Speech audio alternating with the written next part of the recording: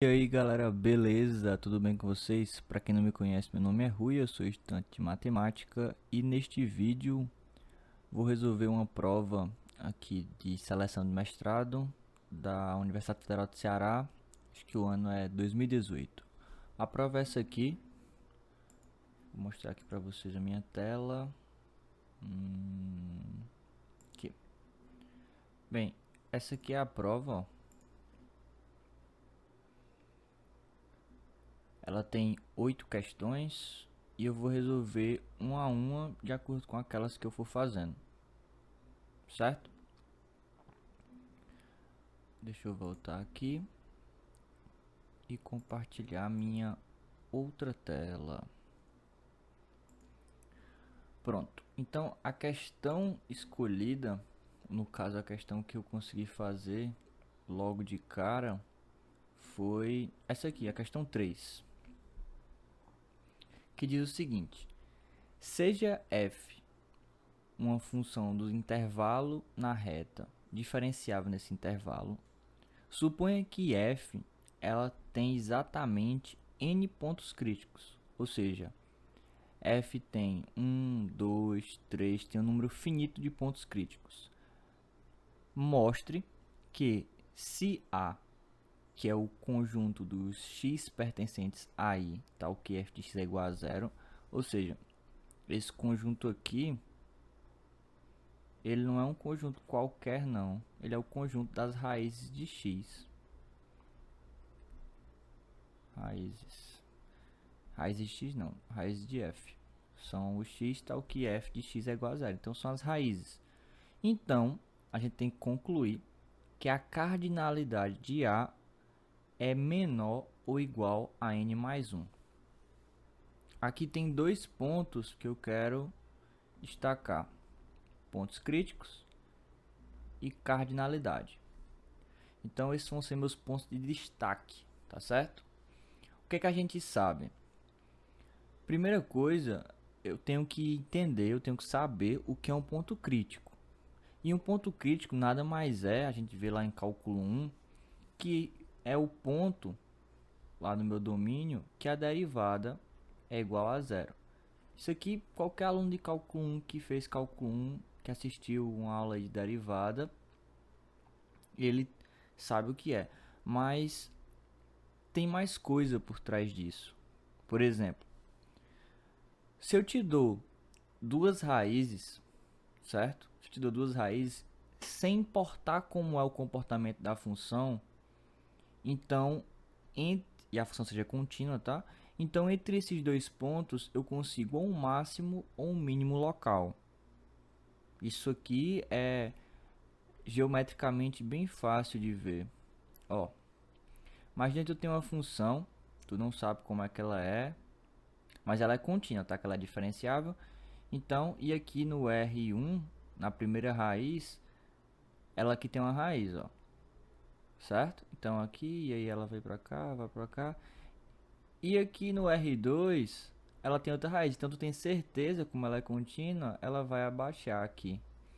Então, por aqui, ó, graficamente é fácil ver. Por aqui, ficou bem não geométrico, mas deu pra entender. Por aqui, nesse pontozinho aqui, digamos C, eu tenho que a minha derivada é zero.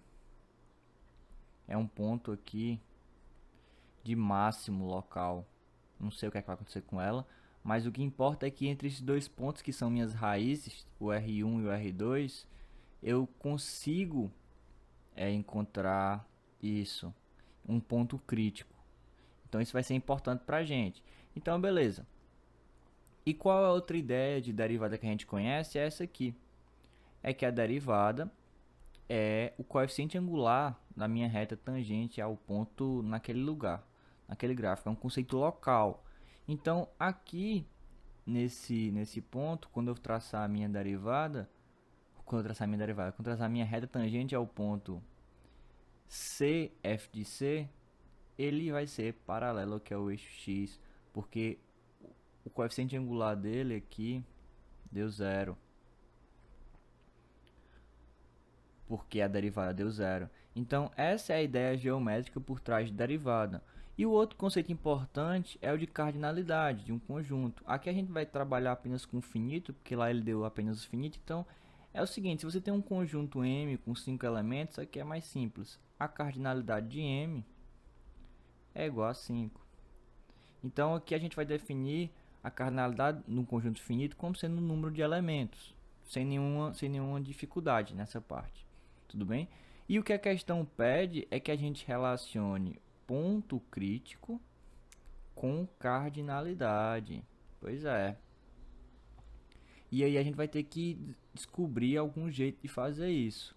Bem, por essa ideia aqui, eu posso tentar mostrar que se eu tiver dois pontos críticos, ou se eu tiver duas raízes, eu tenho um ponto crítico. E seguir com essa ideia. E talvez eu chegue no absurdo, certo? Então, qual é a minha ideia de resolução? Suponha por absurdo, que a gente vai supor por absurdo que a cardinalidade, lembra lá da cardinalidade desse conjunto A, na verdade ela é maior do que n mais 1. Ou seja, o que é que significa a cardinalidade do conjunto ser maior do que n mais 1? Significa, então eu vou continuar aqui, ó, então existem x1, na verdade existem pelo menos, né? Porque eu não sei quantos existem, mas sei que no mínimo tem n mais 2. Então existem pelo menos n, vou escrever os elementos, pelo menos x1, x2, reticências, até xn mais 2 pertencente a A. Até aí não tem nenhum problema. Só que esses caras têm uma propriedade. Eu sei que existem esses caras aqui pertencentes a A, no caso estão contidos no intervalo I, tais que o F ele é como o A é o conjunto das raízes, né? Então o F de xi é igual a 0 para todo I igual a 1 até n mais 2. O que é que eu vou fazer agora? Agora que eu tenho essa ideia desses pontos separados, eu vou usar essa ideia geométrica aqui, ó. Tem um teorema bem famoso na matemática que ele envolve derivada,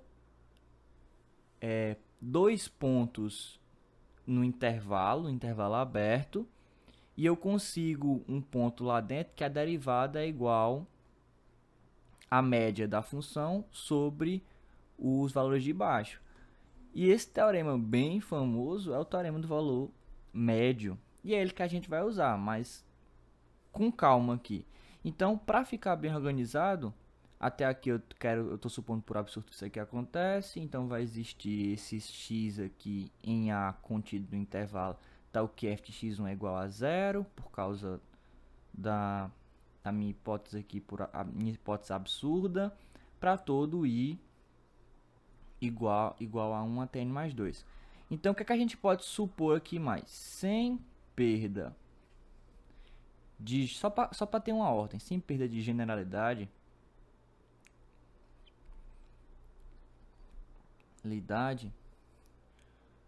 suponha que esses termos aqui que eu estou escrevendo, deixa eu continuar aqui na linha de baixo. Esses termos aqui que eu estou escrevendo até xn mais 2 são crescentes. Porque eu vou ter que usar a noção de intervalo, e aí eu não quero pegar um ponto que um esteja na frente antes do outro e o intervalo ficar bagunçado. Então não tem nenhum problema, se eu sei quem são esses pontos, e eles estão no intervalo, eu consigo organizar eles com a ordem crescente. Uma ordem aqui não tem nenhum problema. Então, suponha que eles são crescentes. Pronto. Agora vem a ideia interessante. Então, considerem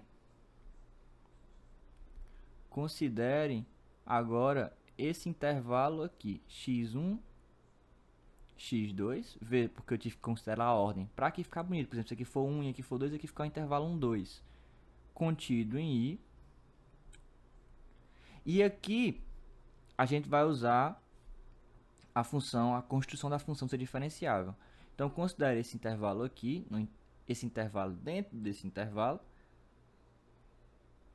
como f é diferenciável em i, em particular, qualquer subconjunto vai ser diferenciável. Em particular, f é diferenciável em x1, x2. Bem, o que é que eu posso fazer agora? Agora eu vou usar o teorema do valor médio. Então, pelo TVM, pelo teorema do valor médio, todas as condições de teorema, né, galera? É uma função diferenciável no intervalo aberto. Então, pelo teorema do valor médio, existe Z1, um ponto aqui no intervalo, tal que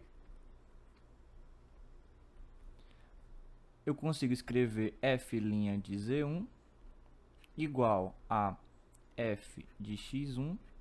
Na verdade, vou escrever assim, f de x2. Eu não sei quem é maior, né? Mas nesse caso aqui eu não sei quem é maior, mas não vai fazer diferença. Por que não vai fazer diferença? Vamos lá. Aqui é x1, tá?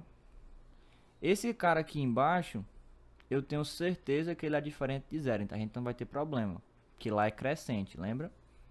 E esse cara aqui em cima, ele vai dar quanto? Na verdade, cada um deles vai dar quanto? Vai dar zero. Por quê? Porque, por hipótese, qualquer ponto aqui xi com i variando de 1 até n mais 2 dá zero. Olha a hipótese aqui, ó. Cadê? Aqui, f de x1 é igual a zero. Então, esse cara aqui em cima vai dar tudo zero. Então, isso aqui é igual a zero. Isso aqui implica que o f' de z1 é igual a zero. Com isso, olha só, com isso, a gente achou zi é ponto crítico de f. Z1 é ponto crítico de f. O que é que a gente vai fazer agora? Bem, a gente pode fazer a mesma coisa para um Z2 pertencente a x2, x3, a um Z3 pertencente a x3, x4 e assim por diante. Então, podemos repetir o processo até o quê? Até chegar em um Zn pertencente a xn,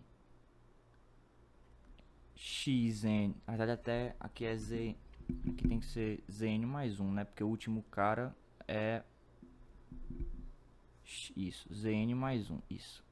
Até zn mais 1 pertencente, agora sim, xn mais 1, porque o último cara aqui é xn mais 2. Pronto. Até zn mais 1 pertencente a esse intervalo aqui. E por asterisco, repetindo esse mesmo cálculo, esse cálculo aqui é análogo, e por asterisco, temos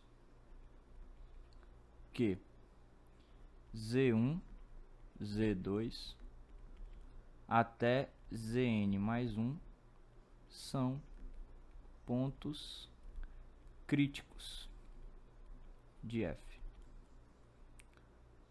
Contradição. Qual foi a contradição? É só contar aqui. O meu F vai ter N mais 1 pontos críticos. Só que por hipótese, tá aqui a hipótese, F tem exatamente N pontos críticos. Então tá aí o absurdo. Então foi desse jeito que eu pensei essa questão, tá? Uma questão bem interessante, pelo menos ao meu ver. E eu vou trazendo mais questões à medida que eu vou fazendo. É só eu ir fazendo, conseguindo fazer, que eu vou apresentando para vocês. Espero que vocês tenham gostado. Peço que vocês se inscrevam no canal, deixem o like se gostaram do vídeo. E é isso, galera. Até a próxima e valeu!